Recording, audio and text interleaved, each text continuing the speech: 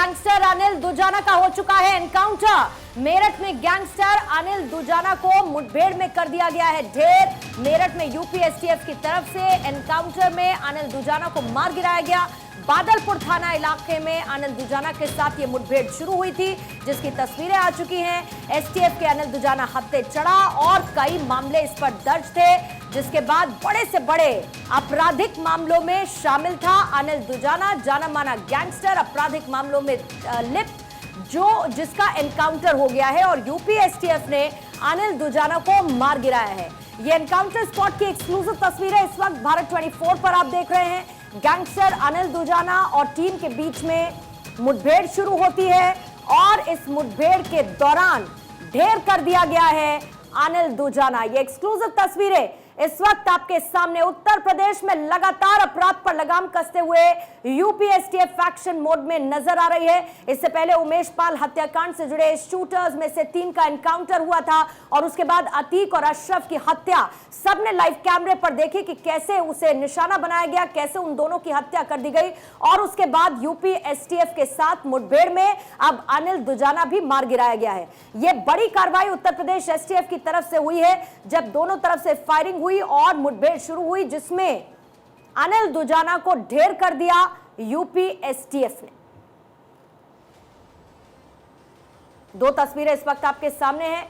पहली तस्वीर में अनिल दुजाना आपको नजर आ रहा है, दूसरी तस्वीर मेरठ में जहां पर हुआ उसका एनकाउंटर, जहां पुलिस टीम भी आपको तस्वीरों में इस वक्त नजर आ रही है, वो गाड़ी भी जिसके शीशे टूटे हुए हैं।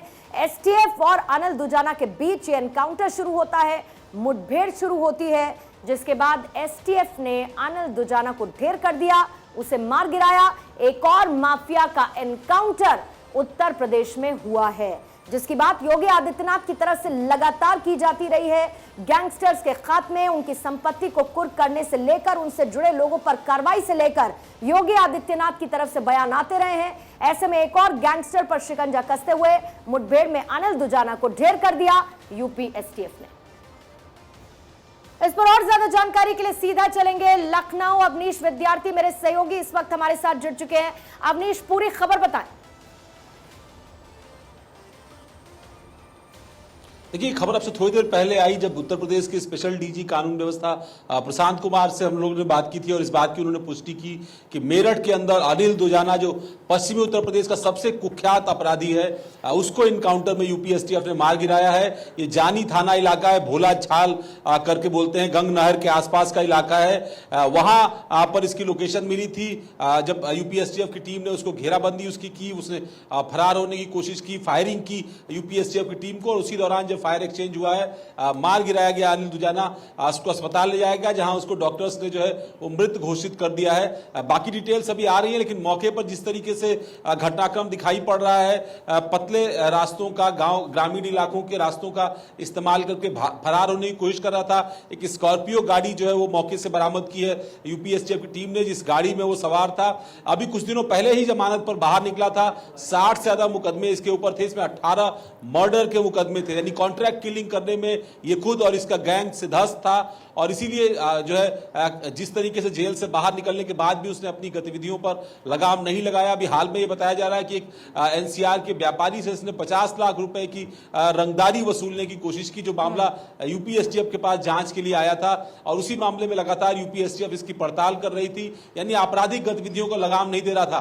बावजूद इसके कि सरकार लगातार इसकी संपत्तियां जब्त कर रही थी। बीते दिनों अगर आपको याद हो तो गौतम बुद्ध नगर के खासतौर पर जिस इलाके का बादलपुर इलाके का रहने वाला, दुजाना गांव का रहने वाला है, उस इलाके में कई सारी संपत्तियां इसने हासिल कर रखी थी। उन संपत्तियों को कुर्क करने की कार्रवाई भी जो है वो यूपी सरकार की तरफ से की गई थी, लेकिन अपने आपराधिक मंसूबों को लेकर के लगातार सक्रिय था, और इसीलिए शायद सर एक और जानकारी निकलकर सामने रखी कि निकाय चुनाव को भी प्रभावित करने की कोशिश कर रहा था अनिल दुजाना। ये सब के बारे में अभी मेरे पास कोई कमेंट्स नहीं है। जैसे ही बाकी डिटेल्स प्राप्त होती हैं मैं आपको डिटेल्स उपलब्ध कराऊंगा। Thank you.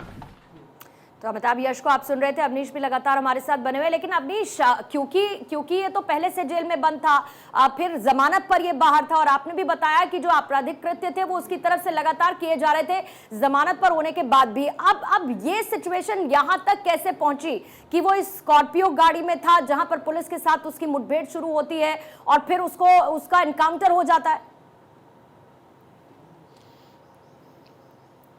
देखिए, जिस तरीके से इन गतिविधियों को अंजाम दे रहा था, 3 ऐसे मामले थे जिनमें अचानक जब ये जेल से बाहर निकला है जमानत पर, उसके बाद उसने इन मामलों में इसके खिलाफ जो है केसेस दर्ज किए गए थे। और इसमें से एक मामला जो है एक एनसीआर के व्यापारी से 50 लाख रुपए की रंगदारी वसूलने का मामला था, जिसको लेकर यूपीएसटीएफ लगातार इसकी तलाश कर रही थी। और उसी मामले में जो है यूपीएसटीएफ ने आज इसकी घेराबंदी की जब जानकारी मिली था, और उसी दौरान मुठभेड़ हुई, इसमें ही मारा गया है। अवनीश, ये घटना कब की बताई जा रही है? किस वक्त ये एनकाउंटर हुआ?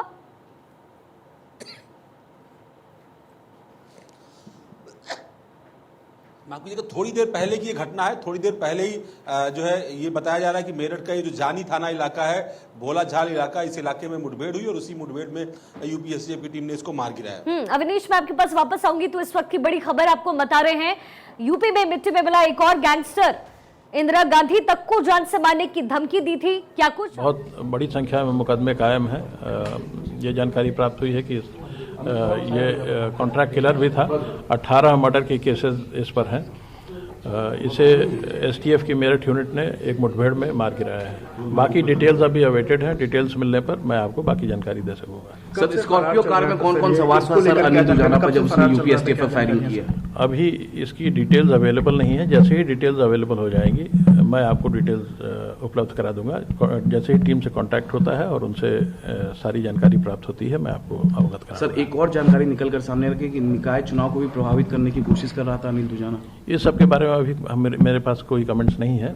जैसे ही बाकी डिटेल्स प्राप्त होती हैं मैं आपको डिटेल्स उपलब्ध करा दूंगा। Thank you. तो अमिताभ यश को आप सुन रहे थे, और अवनीश भी लगातार हमारे साथ बने हुए हैं। अवनीश, आज से पहले भी हमने कई बार तस्वीरें देखी जहां पर यूपीएसटीएफ को बड़ी कामयाबी मिली थी, कई आतंकियों, कई माफियाओं को ढेर किया गया। ऐसे में इसके बाद अब यूपीएसटीएफ को आज जब इसका खात्मा किया है, तो कितनी बड़ी सफलता आप मानते हैं?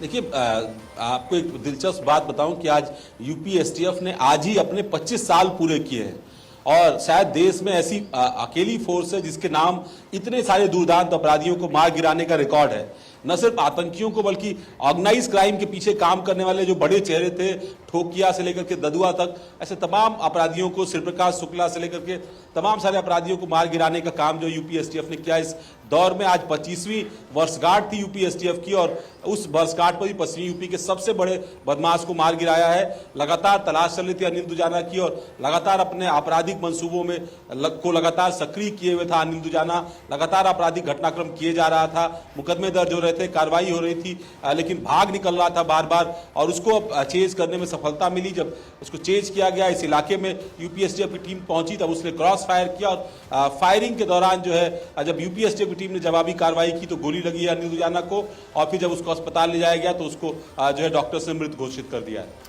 बिल्कुल अवनीश, देखिए एक और माफिया, एक और गैंगस्टर का सफाई यूपीएसटीएफ ने यहां पर किया है। और सीएम योगी आदित्यनाथ ने संसद से जिस दौरान ये कहा था, अपराधी या तो अपराध छोड़ दें या तो यूपी छोड़ दें, और कहीं ना कहीं इस तरीके की घटनाओं से एक संदेश भी, सख्त संदेश भी बाहर जाता है।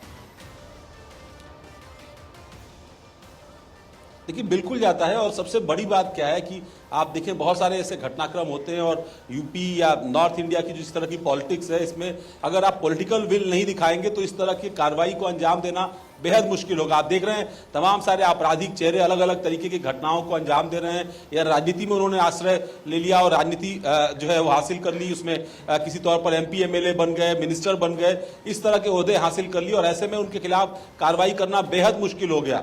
ऐसे में योगी आदित्यनाथ सरकार ने एक विल पावर दिखाया है, और उस विल पावर में अगर आप देखें अतीक अहमद की जिस तरह से हत्या हुई है, उससे पहले इस तरह असद गुलाम का इनकाउंटर हुआ यूपीएसटीएफ के द्वारा, तो अतीक और अशरफ की हत्या के बाद कई बार सरकारें दबाव में आ सकती थी, तो ऐसे में इनकाउंटर शायद रोके जा सकते थे। इस तरह की चीजें अंडरहैंड हम लोग भी सुनते थे कि इस तरह की चीजें भी पहले हुआ करती थी। किसी इनकाउंटर में कंट्रोवर्सी हो गई तो पुलिस को एक मैसेज चला गया कि भाई अभी कोई कार्रवाई नहीं करनी है, कहीं हो भी रही हो तो वहां बचना है। लेकिन यहां पर बहुत संदेश साफ है, आपको पुलिस सुधार पर काम करना है, कमिश्नरेट सिस्टम दे दिया गया, फ्री हैंड पुलिसिंग दे दी गई। ऐसे में अगर कोई अपराधी नहीं मानता है तो उसके साथ फिर किसी भी स्तर तक जाना पड़े, उसके खिलाफ कोई कार्रवाई करनी पड़े तो कानून की सीमा में रहकर के उसके खिलाफ कार्रवाई करनी है। और उसकी बानगी देखने को मिली है। आप एक से एक घटनाक्रम उठाइए और कई बार इस तरह से आरोप भी लगते रहे सरकार के खिलाफ कि एक वर्ग विशेष के लोगों को लगातार टारगेट किया जा रहा है। आप देखिए अनिल दुजाना कौन है, उसके ऊपर भी कार्रवाई की जा रही है। तो सरकार क्लियर है, माइंडसेट क्लियर है, विजन लीडर का क्लियर है और शायद यही वजह है कि योगी आदित्यनाथ सरकार लगातार अपराधियों के खिलाफ कानून व्यवस्था के यूपीएसटीएफ का मोराल जो है वो भी बढ़ा हुआ देखिए नजर आ रहा है, क्योंकि गैंगस्टर पर शिकंजा कसना है, गैंगस्टर पर कार्रवाई करनी है कानून के दायरे में रहते हुए। ये मैसेज बहुत ज्यादा क्लियर है। लेकिन इसके साथ साथ अवनीश, एक और महत्वपूर्ण बात यह है कि अनिल दुजाना सिर्फ दिल्ली और एनसीआर की बात करें, 60 से ज्यादा केसेस, 18 हत्या के मामले जैसा कि आपने बताया उस पर दर्ज था। अगर मैं प्रमुख उसके अपराधों की फहरिस्त आपसे कहूं सामने रखें तो वो कौन कौन सी रही?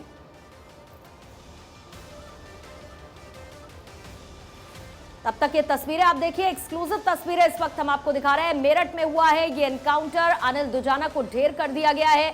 दिल्ली एनसीआर में 60 से ज्यादा मामले, 18 हत्या के मामले इस पर दर्ज थे। रंगदारी हो, कॉन्ट्रैक्ट किलिंग हो, उगाही से लेके इन तमाम क्राइम्स में अनिल दुजाना इन्वॉल्व रहता था। और एक बड़ा गैंगस्टर उत्तर प्रदेश का एक और जो यूपी एसटीएफ के हत्थे चढ़ा और मुठभेड़ के दौरान उसे मार गिराया गया है।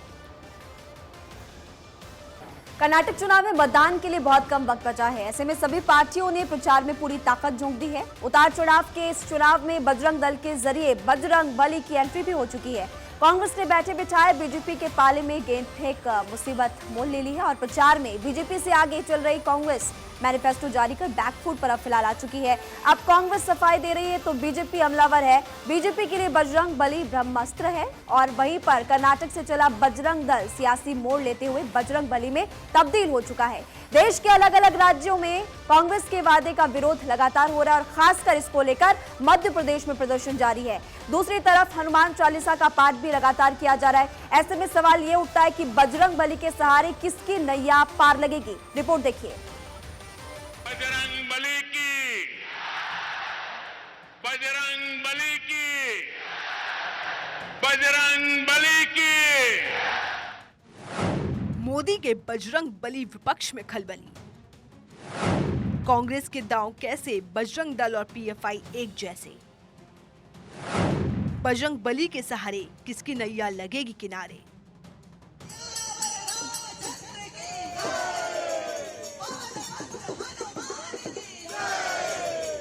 कर्नाटक विधानसभा चुनाव की तारीख जैसे जैसे नजदीक आती जा रही है, वैसे वैसे राजनीतिक दलों के बीच तल्खियां बढ़ती जा रही हैं। सभी दलों के बीच जुबान से तीखे तीर छोड़े जा रहे हैं। चुनाव को लेकर कांग्रेस का घोषणा पत्र जारी होने के बाद बजरंग बली और बजरंग दल को लेकर बीजेपी और कांग्रेस आमने सामने है। कबीर जी को, गुरु नानक, गुरु गोरखनाथ जी को एक साथ बिठा देते हैं, एक साथ बैठ के समाज के उत्थान की चर्चा करते थे। कौन कौन सदैव हुए, गुरु नानक देव, गोरखनाथ जी, कबीर जी, सबके कार्यकाल अलग है। जो चीज पाकिस्तान में उसको बिहार का बता देते हैं। जनसंख्या जितनी नहीं है उतना जनसंख्या बताते हैं, 650 करोड़ का। भाई बेन लगाने के बाद बोले बजरंग दल को बोला है, बजरंग बली को नहीं। बजरंग बली हनुमान हमारे आराध्य हैं और उसके नाम से आप गुंडागर्दी कर रहे हो, बजरंग नाम जोड़ के, ये तो उचित नहीं है। कोई मकसद नहीं है, मैं अपने भगवान की पूजा कर रहा हूँ भैया। भगवान की पूजा तो करने दो, क्या घर में भी घुस जाओगे, ऑफिस में भी आके बंद कर दोगे। जाहिर है कि कर्नाटक चुनाव में बीजेपी हिंदुत्व कार्ड को खेलने की कोशिश में थी। अब कांग्रेस के घोषणा पत्र से बीजेपी के हाथ कुछ ऐसा लगा है जिससे बीजेपी खुलकर हिंदुत्व की पिच पर उतर आई है। मामला बजरंग दल को बैन करने का है, जिसे अब बीजेपी और खुद प्रधानमंत्री मोदी ने बजरंग बली से जोड़ दिया है। बजरंग बली की, बजरंग बली की, बजरंग बली की। इसी बीच बजरंग दल भी कांग्रेस के विरोध में उतर आया है। बजरंग दल के कार्यकर्ताओं ने आज पूरे प्रदेश में हनुमान चालीसा का पाठ किया और कांग्रेस के विरोध में नारे लगाए।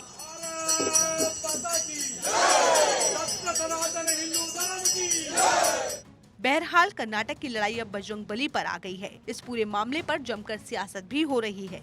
जहां कांग्रेस बजरंग दल पर बैन लगाने का दावा करके बैकफुट पर आ गई है, तो वहीं बीजेपी को खुलकर हिंदुत्व कार्ड खेलने का मौका मिल गया है। हालांकि जनता किसको अपना समर्थन देगी, ये तो आने वाला वक्त ही बताएगा। Bureau report, Bharat 24। चलिए आगे बढ़ेंगे। सुप्रीम कोर्ट ने पहलवानों की अर्जी पर सुनवाई करते हुए केस बंद करने का फैसला किया है। कोर्ट ने निर्देश के मुताबिक न्याय के लिए अब महिला पहलवानों को हाईकोर्ट या निचली अदालत का रुख करना होगा।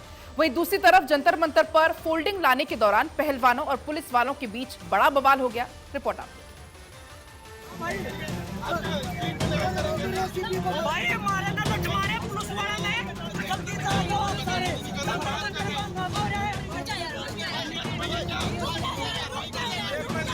हमारा दो साथियों का सिर फूट गया, अब पूरा प्रशासन तमाशबीन बनकर देखने का। सुप्रीम कोर्ट ने पहलवानों का केस किया बंद, एफआईआर दर्ज, निचली अदालत जाने का निर्देश। कुश्ती संघ के अध्यक्ष बृजभूषण शरण सिंह के खिलाफ जंतर मंतर पर धरने दे रहे पहलवानों को सुप्रीम कोर्ट ने निचली अदालत का रुख करने का निर्देश दिया। देश के उच्चतम न्यायालय ने रेसलर्स के केस को अपने पास से बंद कर दिया। चीफ जस्टिस ने इस दौरान कहा कि एफआईआर हो चुकी है, जिसके लिए याचिका दाखिल की गई है। अब न्याय के लिए मजिस्ट्रेट या उच्च न्यायालय का विकल्प खुला हुआ है। बता दें, महिला पहलवानों ने कुश्ती संघ के अध्यक्ष बृजभूषण सिंह पर यौन उत्पीड़न के आरोप लगाए। बृजभूषण पर ठोस कार्रवाई नहीं होने के बाद पहलवान सुप्रीम कोर्ट पहुंचे। 7 महिला पहलवानों ने सील बंद कवर में हलफनामा सुप्रीम कोर्ट में दाखिल किया। महिला खिलाड़ियों ने अपनी पीड़ा जांच कमेटी के सामने भी रखी थी। सुप्रीम कोर्ट केस पहुंचने के बाद दिल्ली पुलिस ने बृजभूषण के खिलाफ 2 एफआईआर दर्ज की। सुप्रीम कोर्ट के आदेश के बाद महिला पहलवानों को सुरक्षा भी मुहैया करा दी गई। एफआईआर दर्ज होने पर सुप्रीम कोर्ट ने पहलवानों को निचली अदालत में जाने का निर्देश दिया। पहलवानों ने मुख्य न्यायाधीश डीवाई चंद्रचूड़ और न्यायाधीश पीएस नरसिम्हा की पीठ के सामने यौन उत्पीड़न का मसला रखा। बता दें, महिला पहलवानों ने बृजभूषण पर यौन शोषण के आरोप लगाते हुए फौरन गिरफ्तारी की मांग की थी। साथ ही भारतीय कुश्ती संघ के अध्यक्ष पद से इस्तीफा भी मांगा। वहीं देर रात जंतर मंतर पर पुलिस और पहलवानों के बीच टकराव हो गया। देश के सामने रोई महिला पहलवान, पुलिस वालों पर नशे में धुत होकर मारपीट के आरोप लगाए। बारिश की वजह से जमीन थी गीली, सोने के लिए फोल्डिंग बेड लाने पर हुआ बवाल। देर रात पहलवानों और पुलिसकर्मियों के बीच उस समय हाथापाई हो गई जब पुलिस ने पहलवानों को धरना स्थल पर फोल्डिंग बेड लाने की अनुमति नहीं दी। प्रदर्शनकारियों ने दावा किया कि नशे में धुत पुलिसकर्मियों ने प्रदर्शन में शामिल पहलवानों पर हमला किया। स्टार पहलवान विनेश फोगाट हालात बयान करते हुए फूट फूट कर रोने लगे। भारत के लिए कई पदक जीतने वाली फोगाट ने पुलिस पर धक्के मारने के आरोप लगाए। अभी हम खाना भी नहीं खा रहे थे, सब लोग बैठे ही थे, ना धो के आए थे। जैसे ही आए तो हमारे फट्टे आ रखे हैं सोने के लिए। आप अंदर जाके देख लेना, पानी भरा हुआ, सोने की जगह नहीं है हमारे पास, किसी के पास भी। हम सोचे फट्टे मंगा के सो जाएंगे। फट्टे लेके आने लगे तो वो धर्मेंद्र जो भी है वो सीधा खुद अकेला, महिला पुलिसकर्मी नहीं थी, वो खुद धक्के मारने लग गया। हमें धक्के मारने लग गया तो फिर हम उनको बोलने लगे। पहलवानों का कहना है कि महिला पुलिसकर्मियों की गैर मौजूदगी में उन पर दिल्ली पुलिस ने हमला किया। दिल्ली पुलिस और पहलवानों के बीच हुई झड़प का वीडियो भी सामने आया, जिसमें देखा जा सकता है कि बड़ी संख्या में पुलिस बल तैनात है और बैरिकेडिंग के बाहर से आने वाले लोगों को रोका जा रहा है। ये जबरदस्ती कर रहे हैं ना, बहन बेटियों को गाली दे रहे हैं और बृजभूषण का भी कुछ नहीं किया। ये इनका हाल है पुलिस प्रशासन का, ये पुलिस प्रशासन का हाल है। आप सभी जितने भी सभी डॉक्टर भाई साहब वही पुलिस का दावा है कि विवाद तब शुरू हुआ जब पहलवानों के जंतर मंतर पर चल रहे धरने में आप नेता सोमनाथ भारती फोल्डिंग लेकर पहुंच गए, लेकिन सोमनाथ भारती ने इसकी इजाजत नहीं ली थी। पुलिस ने उन्हें रोका तो वहां मौजूद सोमनाथ भारती के समर्थक उत्तेजित हो गए। फोल्डिंग बेड्स लेकर आए थे, तो क्योंकि परमिशन नहीं है और ये इसलिए वो फोल्डिंग बेड्स के लिए उन्हें मना किया गया। उसमें कुछ जो प्रोटेस्टिंग रेसलर्स के सपोर्टर्स हैं वो बैरिकेड पर आ गए और बेड्स निकालने की कोशिश की। उसमें थोड़ा गुत्थम गुत्था, थोड़ा अल्टरकेशन टाइप हो गया और यही मसला है। पुलिस की कार्रवाई से आहत पहलवानों ने मेडल वापस लौटाने का ऐलान कर दिया। साथ ही देश भर के पहलवानों को पुलिस की कार्रवाई का विरोध करते हुए जंतर मंतर पहुंचने का आह्वान किया। नेताओं ने किया जंतर मंतर का रुख। पुलिस ने पूरे इलाके को सील किया। आरएलडी अध्यक्ष जयंत चौधरी को पुलिस ने रोका। स्वाति मालीवाल और दीपेंद्र हुड्डा हिरासत में लिए गए। पहलवानों का समर्थन करने के लिए राष्ट्रीय लोकदल के अध्यक्ष जयंत चौधरी के साथ साथ आम आदमी पार्टी के कई नेता पहुंचे, लेकिन पुलिस ने इन्हें पहलवानों के करीब नहीं पहुंचने दिया। पुलिस ने जंतर मंतर पर पहलवानों की धरने वाली जगह को सील कर दिया। वहीं मौके पर पहुंची दिल्ली महिला आयोग की अध्यक्ष स्वाति मालीवाल और कांग्रेस सांसद दीपेंद्र हुड्डा को भी पुलिस ने हिरासत में ले लिया। और चलिए आगे बढ़ते हुए कुछ और अहम खबरों का जिक्र। 103 साल के महादेव ने डाला वोट, पीएम मोदी ने जताया आभार। कर्नाटक में 103 साल के महादेव महालिंगा ने 10 मई को मतदान की इच्छा जाहिर की, जिसके बाद चुनाव आयोग के अधिकारी महादेव महालिंगा के गांव इंगली पहुंचे, उन्हें मतदान प्रक्रिया के बारे में बताया।